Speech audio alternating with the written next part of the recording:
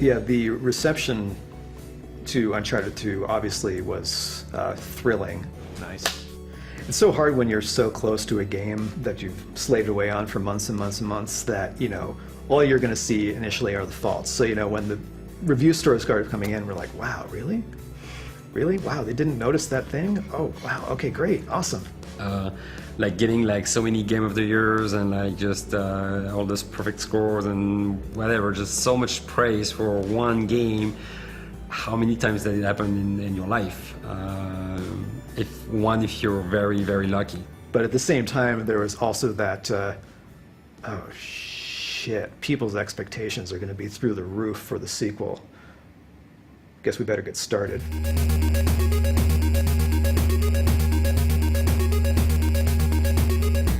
Okay, so we just wanted to go through everything now that we have everybody here and just sort of see where everything stands, because we had the marketing meeting last week. Everybody loves the direction of the trailer.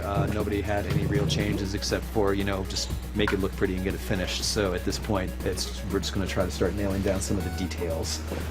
We feel like people are interested in what we're going to do next. And so we wanted to make a piece that sort of suggested, like, this is where the game is going.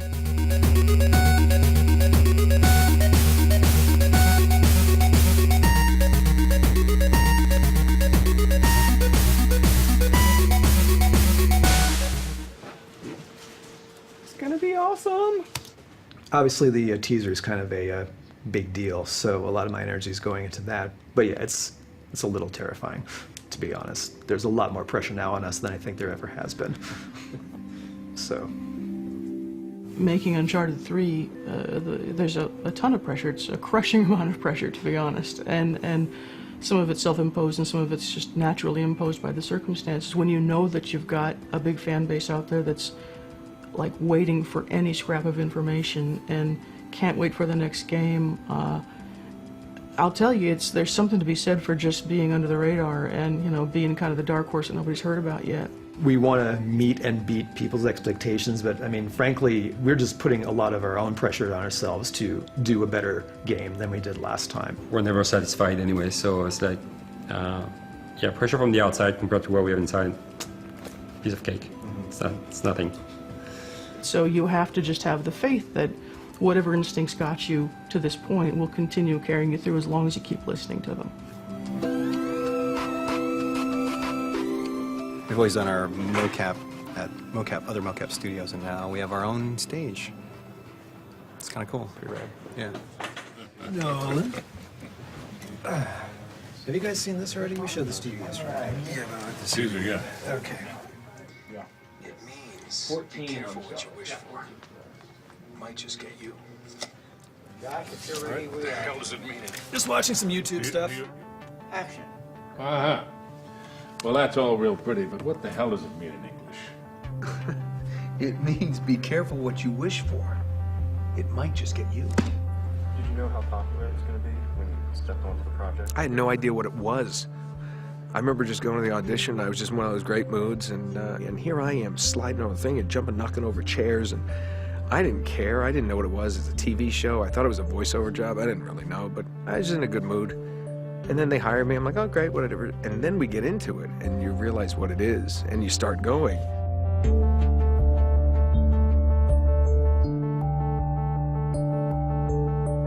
And then it's like, and then you realize, and then you're having so much fun. That was in perfect timing. And I was given so much freedom. It was one of the first times in my career that I was given the freedom to really contribute and help create this character from my own personality. We're all kids in the sandbox, having a good time, playing. And that's why, you know, the old name of, the old title of actors was players. And that's what we're supposed to do. We're supposed to play like this is real.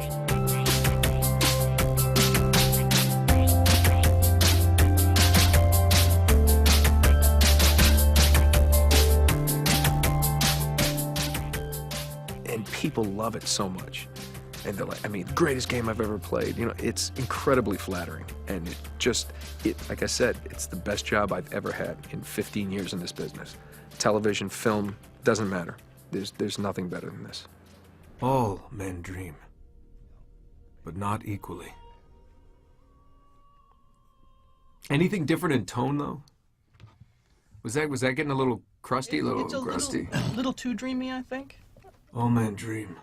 Yeah, well, yeah, But be not careful, equally. careful about, don't get too crusty, because this is the first time Drake's voice is going to be heard in this trailer that's going out at the Spike VGAs, Okay. basically. So you want to make sure it's all recognizable.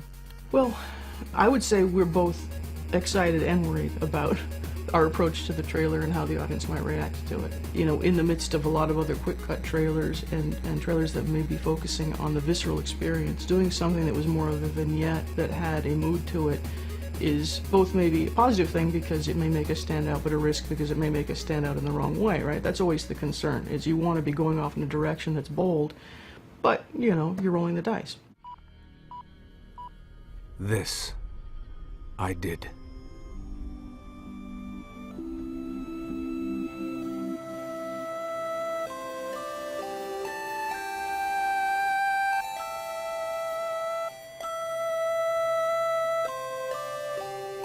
It's interesting because it's so yeah, Uncharted 2, big success, awesome, but we never made Uncharted 2 just for that. That was not what's driving us. Just I really hope like the fact we got so much success it didn't change us, and we're still true to ourselves. I want to just keep making games with passion and just coming to work every day and just make the game that we want to play, and that's pretty much it.